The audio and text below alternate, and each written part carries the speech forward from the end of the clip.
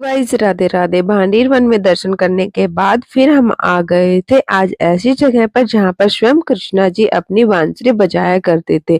तो यहाँ पर हम पहुंच गए थे वंशी वट में दर्शन करने के लिए और ये वही वृक्ष है जहाँ पर कान्हा जी अपनी बांसुरी बजाते थे। मान्यता ये है कि अगर कोई ध्यान से यहाँ पर कान लगाकर सुने तो ये बंसी की आवाज सुनाई देती है। लेकिन हमने भी प्रयास किया तो हम असफल हो गए थे।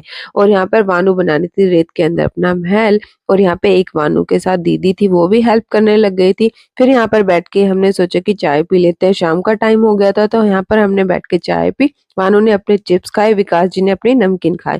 फिर यहाँ से हम निकल गए थे बरसाना के लिए और सुबह सुबह का ब्रह्म मुहूर्त का टाइम था और हम पहुंच गए थे श्री जी की मंगला आरती के लिए। और यहाँ पर जो संत भगवान है वो बैठकर भजन मंडली के साथ कीर्तन करने लग रहे थे, क्योंकि मंगला में अभी टाइम था, शिव जी के कपाट है वो अभी खुले नहीं थे।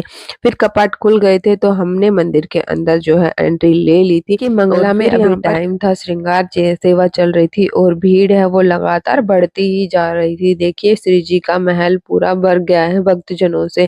और फिर यहाँ पर श्री जी के कपाट खुल गए थे, हम सब ने मंगला आरती के दर्शन किए और फिर हम बैठ गए थे वहां पर कीर्तन करने के लिए, क्योंकि जो ब्रजवासी महिलाओं की मंडली थी वो रोज सुबेरे वहां पर कीर्तन करती हैं। तो वहां पर हम भी कीर्तन का हिस्सा बन गए थे और आनंद लिया हमने भी। और यहाँ पर जो सब है अपने मस्ती में मगन हो रहे थे और झूम झूम कर नाच रहे थे। फिर यहाँ पर हमें मिल गया था मक्खन प्रसाद। वानू तो बहुत ज्यादा खुश हो गई थी मक्खन प्रसाद पाकर और वानू ने बोला मम्मा मुझे भी डांस करना है, तो वानू भी अपना नाचने लग गई थी। और फिर हम आ गए बाहर की साइड में, क्योंकि हमें और भी जगह दर्शन करने के लिए जाना था। तो हम आ गए थे बाहर और ठंडी ठंडी हवा चल रही थी बाहर पहाड़ के ऊपर।